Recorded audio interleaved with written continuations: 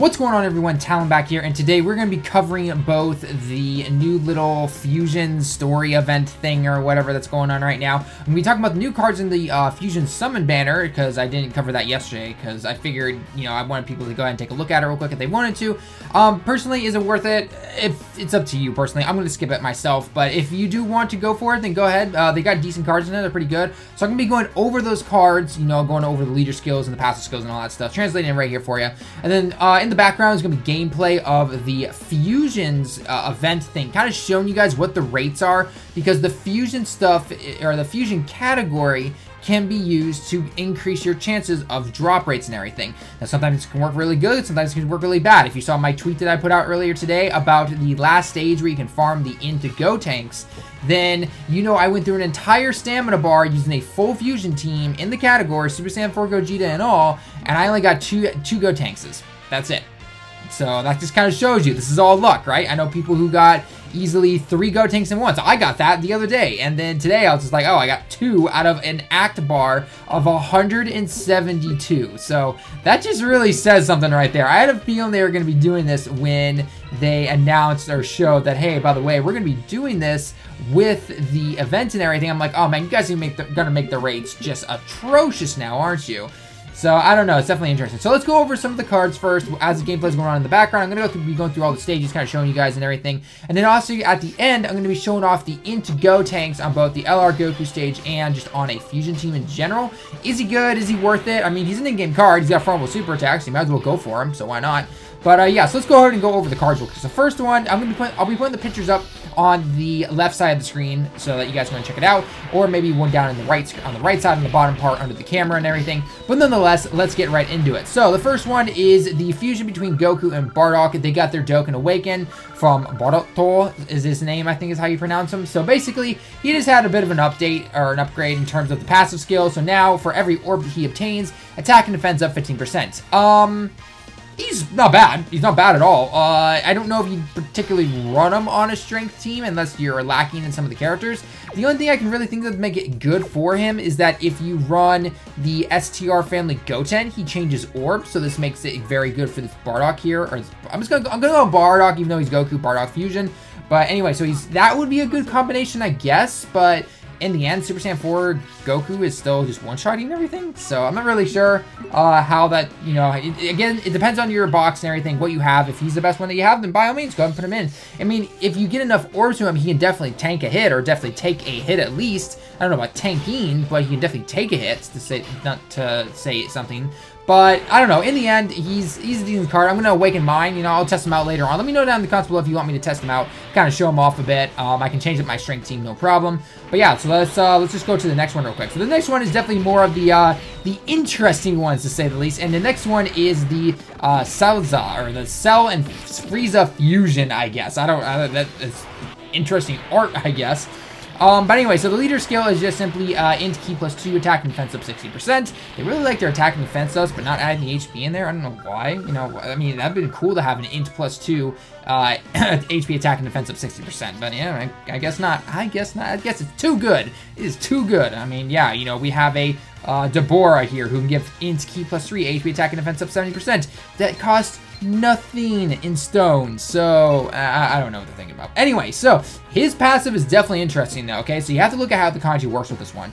So the first part of it is attack and defense up 70%, okay? Very simple, okay? Then it's and a high chance then for the attack to go up an additional 30%, okay? Again, pretty well.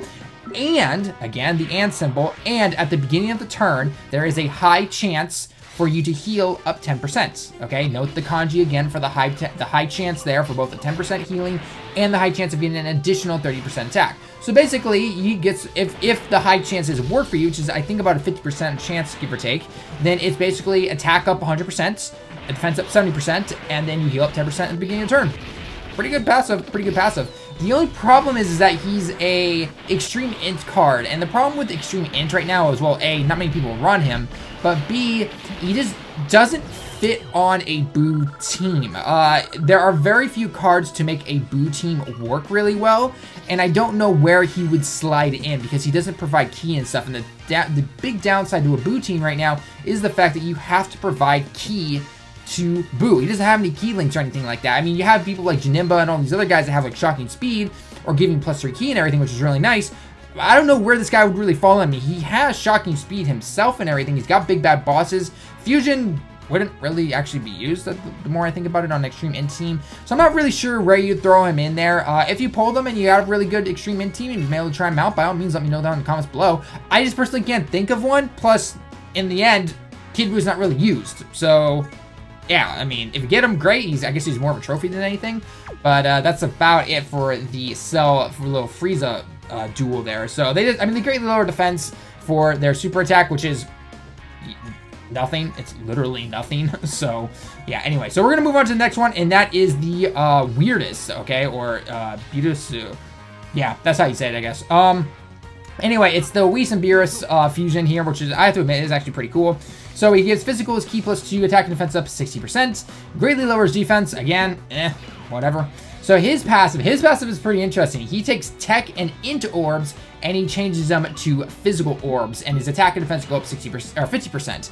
So he is kind of like LR Trunks' best friend in terms of getting orbs. Obviously, LR Trunks' best friend is the Super Saiyan Rage physical Trunks, but nonetheless, this guy is definitely really good in there. I think Gaming Claw did a video on it. Go ahead and check that out if you're subscribed to him. Go ahead and check that out. He did a video kind of showing him off on a Gotenks team and everything like that. And while he's not considered optimal, this Beerus Whis fusion and everything like that, he's pretty good actually. You know, he provides the orbs right there. You know, physical itself doesn't really need orb changers because there's so many over and flashes and prepare for battles and everything like that it just works really well. But, you know, throwing Fizz Trunks on there, you obviously need the 18 key if you want to get the level 2 super attack. And this kind of Whis Beerus combination here can really work. I think the thing that would actually probably make him a lot better would be if he himself was a nuker. But overall, though, he provides some really cool orb changing and basically just gives LR Trunks his level 2 super the entire time. Like, no problem. Like, no problem at all. So, the only downside to keeping those two together is the fact that you are taking off Rage Trunks to get rid of those attack bonuses for the LR Trunks. But if LR Trunks is dealing his level 2 super attack, then maybe it doesn't really matter. So, that is pretty cool there with the Whis Beerus fusion. Maybe they'll start to do more things like this. Again, though, maybe I would just change that second part of his passive just a little bit. Make it so that he's a nuker himself, or take advantage of the orbs that he is changing, or maybe give him another attack link or something like that, or provide it to a character that is that would link better maybe with that team. Because a lot of these attack links with the Whis Beerus, I don't think you really, you know, it's mostly like godly links and everything like that, which isn't really used on a Fizz team. I don't even think Vegeta Blue has that, even though he has Vatara earrings. So correct me if I'm wrong on that, but I'm pretty sure it's not. So yeah, but overall, still pretty cool card. Still pretty cool card. You pulled him. Nice. Good on you. So anyway, so that is the Whis Beerus fusion. Then next, during the little story event thing right now, there are two farmable cards, two of them. First off is Taburu. It is Vegeta's brother. If you didn't know, you get an SR card, and then you can Dokkan Awaken him to a UR in the end. So his, I'm just gonna go with his UR form because it's got Vegeta behind him, and he's part of the super attack. So if your HP is 50% or above, you get key +3, attack and defense up 30%. He's agility. You've got better agility leaders than that, so you're not going to use him for your leader skill. His super attack is the Kyodai Galacahole, which is it's the brother Gallic gun essentially. So Kyodai, which means, you know, siblings essentially. And then he raises the attack by 20% for 1 turn. So I guess if you threw him onto a free-to-play team for going against like LR Frieza, I guess, yeah, it wouldn't be bad. It wouldn't be bad. I mean, he's pretty easy to farm from what I can see. His passive skill is basically a nuker though. For every orb that you obtain, you get attack up 12%. So, oh wait, sorry, wrong one. If you get, sorry, I was looking at a different card. He'll change strength orbs to agility orbs, and then his attack goes up 20%. So he's good at providing orbs for the rest of the team and everything. So, I mean, not bad if you're having a little bit of trouble with LR Frieza there. But, yeah, I mean, overall, not too bad. Not too bad at all. I mean, he's a free card, so by all means. Again, you would not be using him for his leader skill, but, you know, that's just that. So, all right, next card that we're going to be going on to is the Int Gotenks. And this is the last one I'm going to be going over because, well, he's, you know, the last card to go over. And hopefully you've been seeing a little bit of that gameplay in the background and the rates and chances that I was hopefully able to show you guys. But nonetheless, Gotenks, he is a total in-game card of a fusion category. He's a baby leader from Super Saiyan 4 Gogeta. He gives fusion categories key +2, HP and defense up 50 or 20%. So it's definitely a baby version of what Super Saiyan 4 Gogeta does. And he lowers defense. Wow, Bandai. Whoa. Yay, lower defense. Anyway, every time he super attacks, your attack and defense goes up 50%, so that's pretty good. In terms of his key links, he's got like the innocence and everything. He's got shocking speed. He's got fusion. So he's definitely his best friend linking partner is going to be some other form of Gotenks, like Super Saiyan Gotenks physical or Super Saiyan 3 physical and stuff like that. So that is definitely going to be his best friend. I took a picture on there on my Twitter account. If you can go ahead and check that out if you want to. But hopefully by now I'm also showing off Boss Rush mode after the LR Goku event. But overall, I mean, Gotenks. What's the best part about Gotenks? The fact that now the strength and the agility Gotenks, if you keep them at just their UR and not Dokkan Awakened yet, take this int, farm them into these guys, and get them to SA10. I'm going to be doing that on the agility guy and hopefully show them off later. Strength, I'm not a big fan of strength, honestly, because in order to get that extra, like, 33% or something like that, you have to have them in the first slot, and let's face it, you're not going to be putting them on the first slot on a strength team, especially if you have Goku. So, yeah, I mean, he's not bad. Again, he's not bad, just he's not one of my personal favorite cards. I don't think I actually have him. So, I can only really up the agility one. But, yeah, so overall, not bad, though. Not bad on that one. Again, I'm going to be trying out the agility one because I got one dupe of him, actually, and I put the bottom right. Again, orbs, I got other guys to prioritize, and my orbs are really low and everything. But overall, I will still get him to SA10, and I'll show that guy off later. But yeah, I mean, is the Gotenks himself worth it, though? Get him to SA10, you know, can open up his pass and everything. I got him to SA10, and I have the top left and the bottom right taken care of. I need 2 more to open up the other 2. But overall, I would say, yeah, he's pretty helpful for LR Goku. If you do the tech version, or the tech stage, and you're trying to just get the medals and everything, I need like less than 100 medals or something like that in order to get my second one, Dokkan Awakened, because I've been kind of lazy with it, but you know, it's going until September 4th, so it's not too bad. But yeah, overall, he helps with that team a lot. I threw him onto a fusion team with Gogeta as the leader. You know, that is his best current team right now, and you know, I think he did like, I think 250,000, so not bad for a total in-game card. By all means, not bad at all. In terms of if he's the leader, unfortunately, there's not a lot of fusion category cards that, you know, are in-game. It's more of a lot of, did you summon these guys?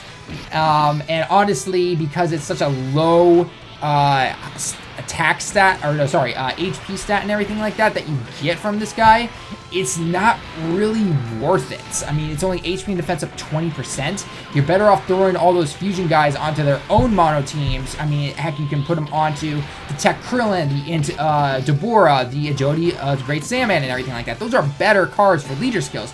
So he's definitely not there for the leader skill himself.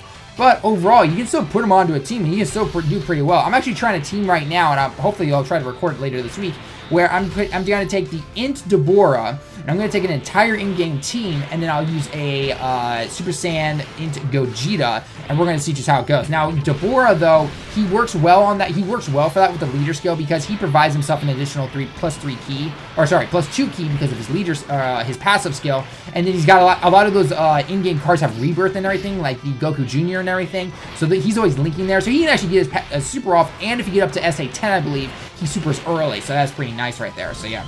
So again, is the Gotenks worth it? I personally think he is. Get him up to SA10, get him in there. I mean, again, he's not meant to be hitting for 1 million or anything like that, but he is good for an LR Goku team, you know, to fight against them. You know, he's good for putting onto a fusion team as kind of like a side one if maybe you're missing that one fusions card or something like that, or some kind of int team until you get something better. You know, again, everyone's boxes are, you know, different and everything. But yeah, overall, I'd say he's pretty good, and it's pretty nice. And the fact that the agility one has a farmable super attack along with the strength one, that's pretty nice right there. No excuses not to have those 2 up to SA10 now. So again, the rates are kind of so the more fusion you can have, you know, the better it is, especially if you have a high act bar. I have 172 act, and sometimes it works, sometimes it doesn't. So yeah, let me know your thoughts down in the comments below. But anyway, guys, I hope you enjoyed the video. Let me know your thoughts down below in the comments. As always, leave a like if you like the video. Subscribe if you happen to be new. And yeah, hoping to do a lot of videos this weekend. So it's definitely gonna be busy, but nonetheless, it should be pretty good. So yeah, again, let me know your thoughts about the Deborah team. Definitely gonna try that out. I need to beat it. I think the farthest I got testing-wise was to... I think I got to like the physical of Super Saiyan 3 Goku, and then I made a mistake and died. So anyway, let me know your thoughts on that. I'll put a little poll up there as always, maybe 1 or 2 nonetheless. But anyway, guys, I hope you enjoyed the video. Until next time, everyone, I will see you in the next one.